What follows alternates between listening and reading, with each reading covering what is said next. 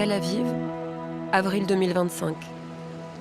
Il règne dans la cité balnéaire un sentiment de normalité, comme une réalité parallèle à la guerre, qui ravage Gaza et décime sa population, quelques dizaines de kilomètres plus au sud. Pourtant, les signaux d'une transformation profonde sont là, comme ce 9 mm, presque banal dans la rue israélienne.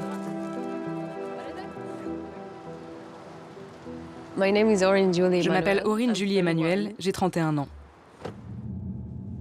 Je suis une influenceuse israélienne et j'ai 1,5 million d'abonnés.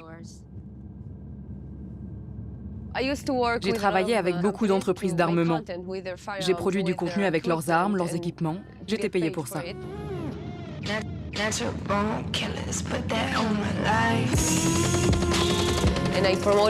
J'avais des millions de vues. Les gens étaient tellement surpris de voir une belle femme maîtriser les armes aussi bien.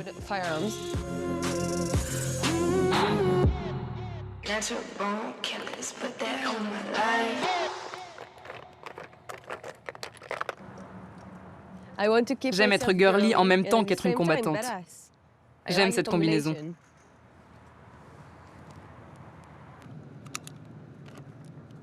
Combattante, Orin Julie l'a été plus de 3 ans au sein de l'armée israélienne.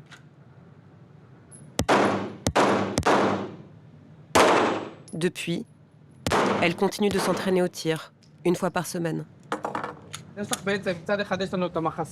מחזה צד, את מגיעה, שימי לב רגל ראשונה קדמית, כן, מכירה את העניינים, טק, טק, טק, טק, טק, and then I'll go, ואז יש לך, את יכולה לבוא לפה, במ, במ, במ, במ, במ, במ. Range is hot.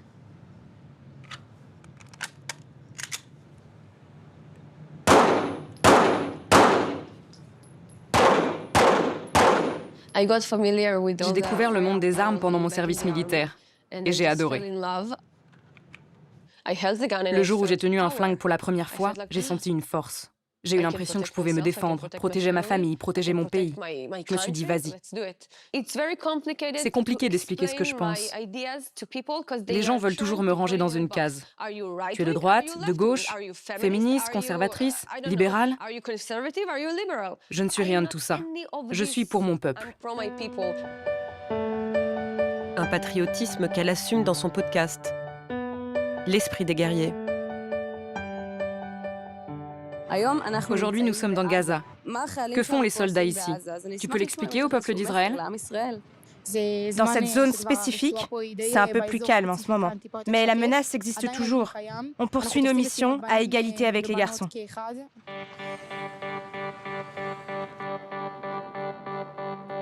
En Israël, les frontières entre le monde militaire et le monde civil sont brouillées. Alors Orin Julie cherche à importer la culture des armes dans le second.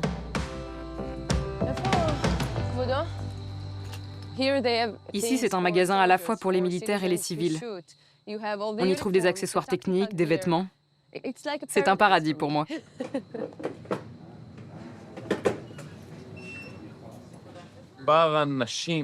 Depuis le 7 octobre, on a eu un bond incroyable de la clientèle féminine, de plus de 50%, je dirais. On voit qu'elles réagissent de plus en plus dans la rue. Quand il y a des attentats, par exemple, les femmes utilisent leurs armes. Ce n'était pas comme ça avant. Tu es parfaite. Tu es superbe et encore plus belle avec une arme. Merci. Tu tires aussi? Oui. Alors nous sommes dans le même monde, toi et moi. Tes podcasts sont tellement précieux. Ah, tu les regardes? Bien sûr. Ah, merci, ça m'émeut. Merci, ma belle.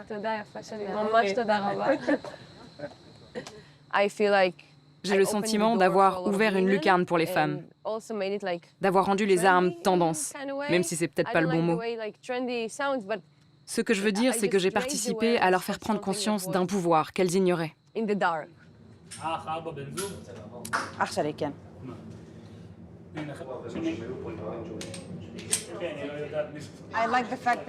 J'aime le fait que de plus en plus de filles veulent acheter des armes. J'en ai parlé à mes amies, elles veulent la même chose.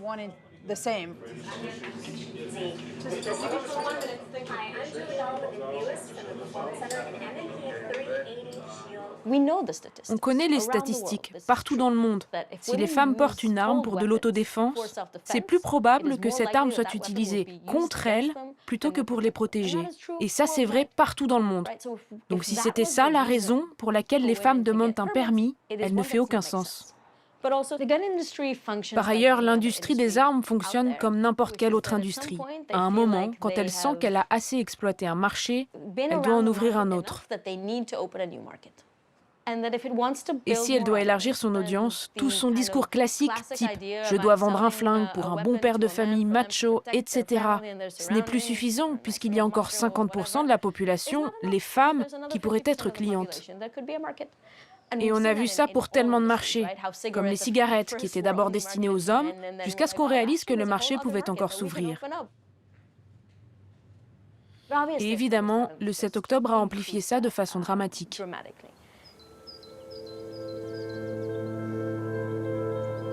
Plus de 1200 Israéliens sont tués ce jour-là. Un massacre qui pousse le ministre de la Sécurité nationale, Itamar Ben-Gvir, à assouplir les critères d'éligibilité au port d'armes. Ici, à l'image en chemise blanche, le politicien d'extrême droite distribue des fusils à des volontaires quelques jours après l'attaque. Dans une société où 300 000 réservistes circulent déjà avec leurs armes, son ministère octroie 157 000 permis supplémentaires, 12 fois plus qu'en 2022. Les requêtes féminines sont 4 fois plus nombreuses qu'avant.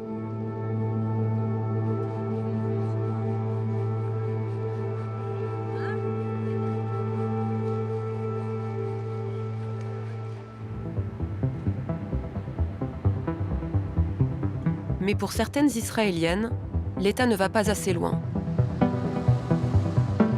Zichron Yaakov, dans le nord d'Israël. Une ville résidentielle qui compte un grand nombre de binationaux israélo-américains. Une diaspora très influente dans les mouvements pro-armes. Comme Odélia Kedmi, avocate dans l'immobilier.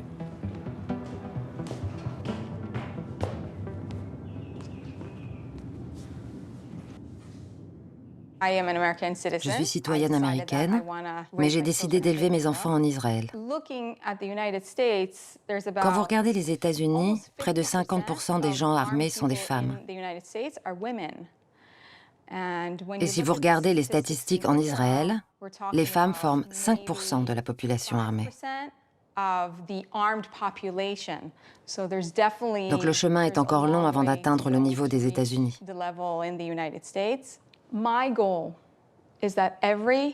Mon but, c'est que n'importe quelle femme d'Israël qui cherche à se protéger obtienne le droit de le faire.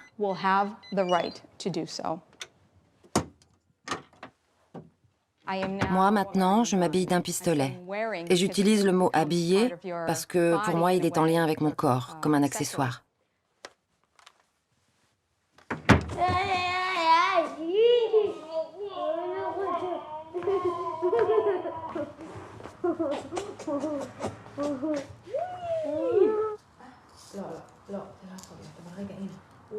איפה הפיו-פיו שלו?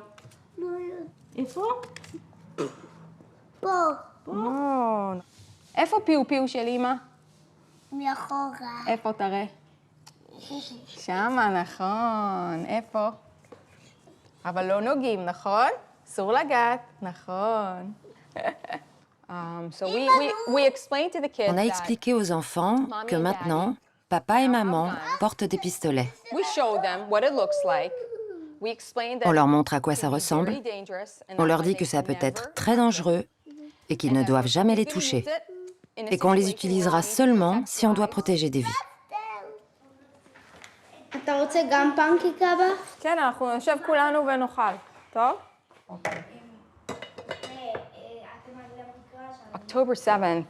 En fait, le 7 octobre nous poursuit jusqu'à aujourd'hui. Cette nuit-là, mon mari a été appelé comme réserviste et le jour suivant, il est parti à Gaza, où il a été déployé plus de 100 jours. Le jour de son départ, il avait appelé un ouvrier pour qu'il vienne clouter une planche de bois sur la porte de l'abri. Je me souviens m'être dit à ce moment-là, « Ce truc en bois là, c'est vraiment ça qui va me sauver la vie si des terroristes rentrent chez moi ?» Heureusement, une semaine plus tard, j'étais éligible pour un permis de port d'armes. J'ai tout de suite postulé et ça n'a pris que 5 mois. Si le 7 octobre, il y avait eu plus de femmes avec des armes, elles auraient été moins nombreuses à mourir.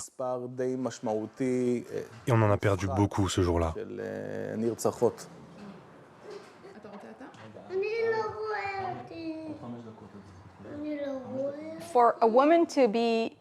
Pour qu'une femme porte une arme en Israël, il faut 2 critères.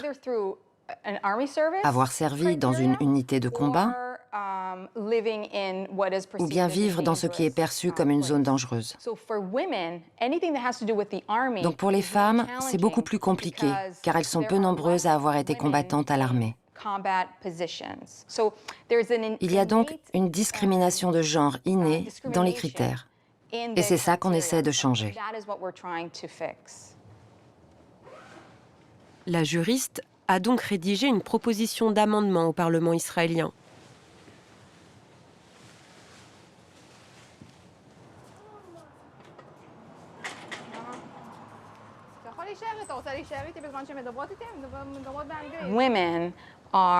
Les femmes sont une proie facile. Elles ont plus de chances d'être blessées dans une attaque terroriste. Elles sont souvent seules responsables dans les écoles, dans les jardins d'enfants, donc elles ont besoin d'apprendre à se protéger.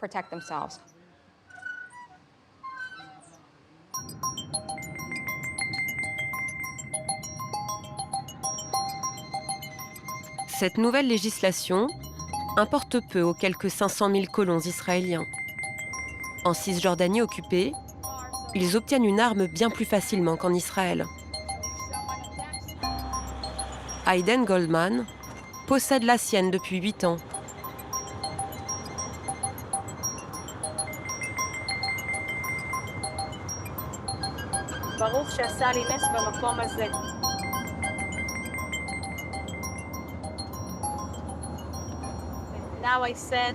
Là, je viens de remercier Dieu de m'avoir protégée à cet endroit.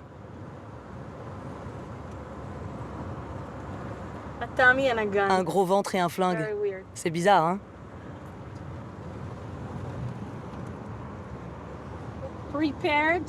Il est là, prêt à toute éventualité. J'espère ne pas avoir à m'en servir. Mais par exemple, parfois les terroristes bloquent la route. Et quand ils le font, eh bien, t'as besoin de sortir ton arme pour te défendre et te battre.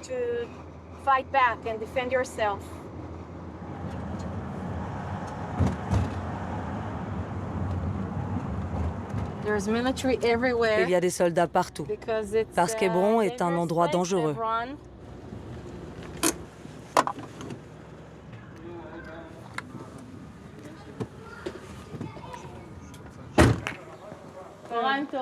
Bonjour tout le monde, comment ça va?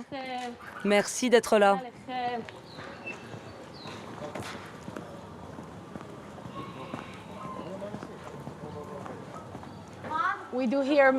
Ici, on organise des célébrations, des bar mitzvahs. Mazel tov, mazel tov!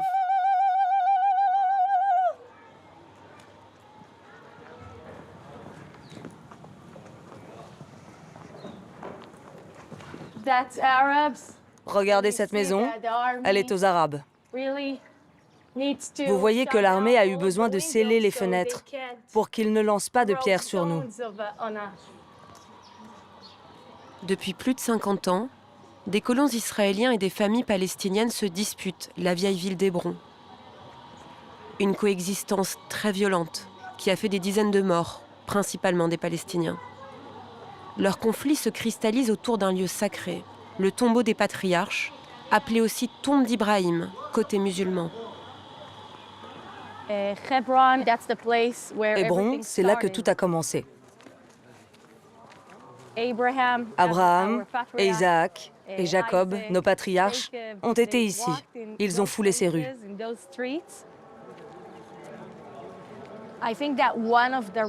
Chez nous, ce sont les femmes qui transmettent la judéité aux enfants. C'est sans doute pour ça qu'elles sont devenues aujourd'hui le symbole de notre nation.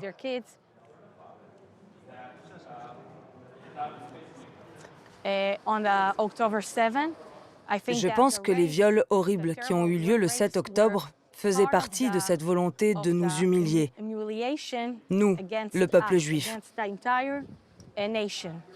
Et quand je porte une arme, j'ai le sentiment de donner de la force à la nation juive et aux femmes.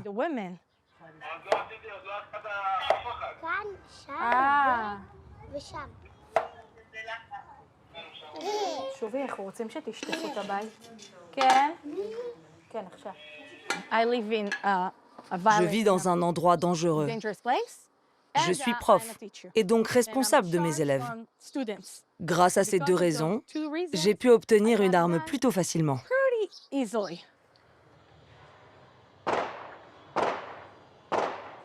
Une fois par mois, Hayden s'entraîne ici, dans un centre privé, au milieu de la Cisjordanie.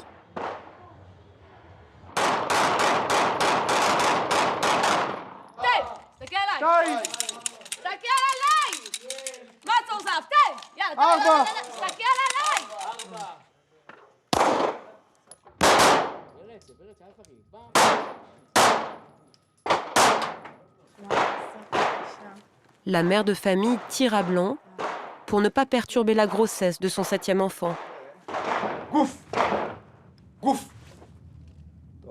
Superbe. Je te jure, tu es la légende de ta colonie. Ouais, alors que je suis à 7 mois de grossesse. Superbe, tu es très forte. Maintenant, on va s'entraîner dans un espace habité. Au cas où un terroriste entre à la maison et que tes enfants sont là. Il n'y a que toi et eux. Tu n'as pas le choix, tu dois le combattre. Terroriste dans la maison. Excellent, il est tombé. Très beau. Et on continue. Quand je forme une femme, je ne vais pas jouer celui qui s'apitoie, genre « ma pauvre, c'est trop dur pour toi ». Je la forme à la dure. Parce que la plupart des femmes d'Israël n'ont pas servi dans des sections de combat au sein de l'armée. Donc la première fois qu'elles tirent, c'est ici. C'est pour ça qu'elles ont un peu plus peur. Mais croyez-moi, elles tirent mieux que les hommes. Pourquoi? Parce que les hommes qui se sont entraînés à l'armée se mettent une très grosse pression dans le stress, ils tirent dans tous les sens. Les femmes ont plus de sang-froid, elles sont plus concentrées.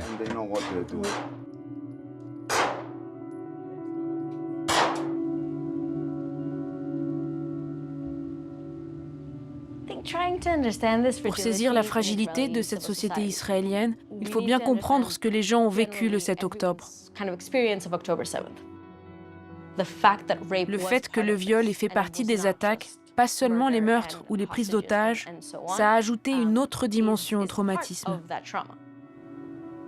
Pour les femmes, c'est un choc qui touche le corps, et pour les hommes, comme dans beaucoup de sociétés, ça atteint quelque chose de l'ordre de l'honneur, de la dignité nationale. Et donc ce qui s'est passé le 7 octobre, c'est ce sentiment que l'État n'était plus capable d'assurer la sécurité. Alors les civils ont commencé à s'en charger eux-mêmes. On assiste à une forme de privatisation de la sécurité. Mais attention, une privatisation réservée aux Juifs. Les Palestiniens en sont évidemment exclus.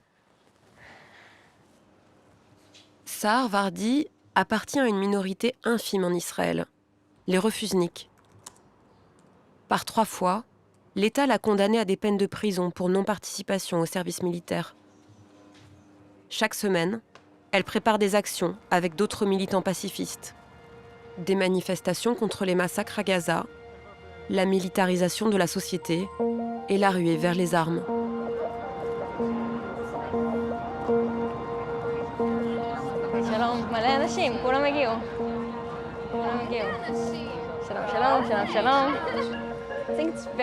Je pense que c'est très clair. Ce que font les armes dans la rue, c'est ségréguer la société entre ceux qui se sentent menacés par elles et ceux qui au contraire se sentent protégés.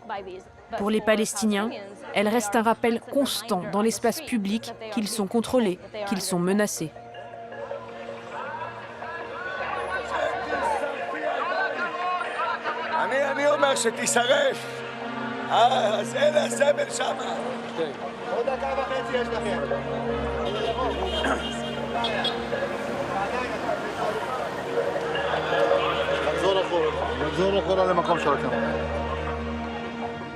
היועץ המשפטי שלכם, של המשטרה, אני רק אומרת, שב ומבהיר כי על פי דין אין למשטרה סמכות למנוע הנפת דגלים בשל תוכנם, גם אם מדובר בשלטים מקומיים.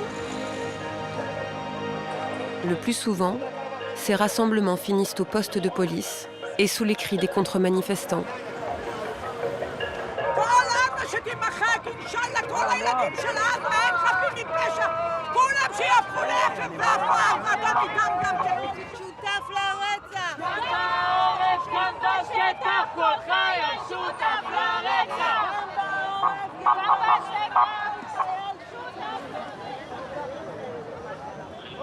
La nuit s'annonce longue pour Sahar Vardi et les militants arrêtés.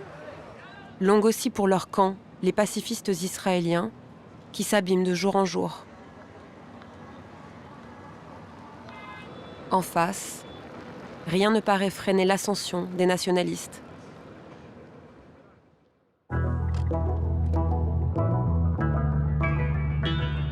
Comme Odelia Kedmi, qui après 18 mois de procédure, est attendue au Parlement israélien. On se dirige vers la Knesset pour faire voter une proposition de loi. Elle permettrait à plus de femmes de porter une arme après l'armée.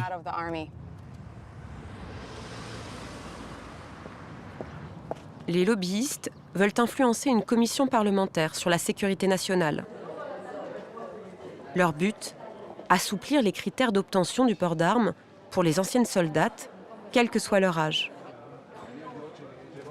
Avec ces changements, à terme, ce serait 2 fois plus d'Israéliennes qui pourraient s'armer.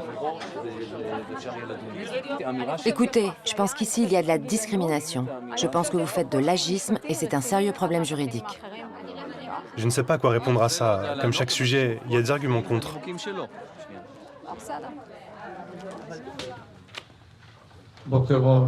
Bonjour à tous. Nous nous réunissons aujourd'hui pour discuter des réglementations sur les armes à feu et les mettre à jour. Odelia, c'est à vous. Comme nous l'avons vu le 7 octobre, les femmes méritent une protection renforcée. Mais qui est le plus à même de protéger une femme? Son partenaire? Il est peut-être parti comme réserviste. La police ou l'armée, ils ne peuvent pas être partout tout le temps. À la fin, la personne la plus efficace pour protéger une femme, c'est la femme elle-même.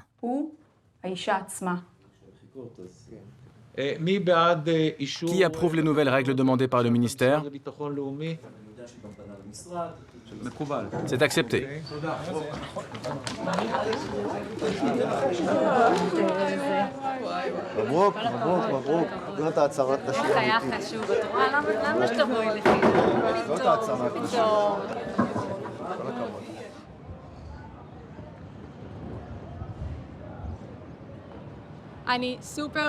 Je suis très émue de vous annoncer que désormais, vous devenez éligible à un permis de port d'armes. Ça entrera en vigueur le 13 juillet et si Dieu le veut, nous aurons beaucoup plus de femmes armées dans les rues d'Israël. C'est un grand pas pour les Israéliennes.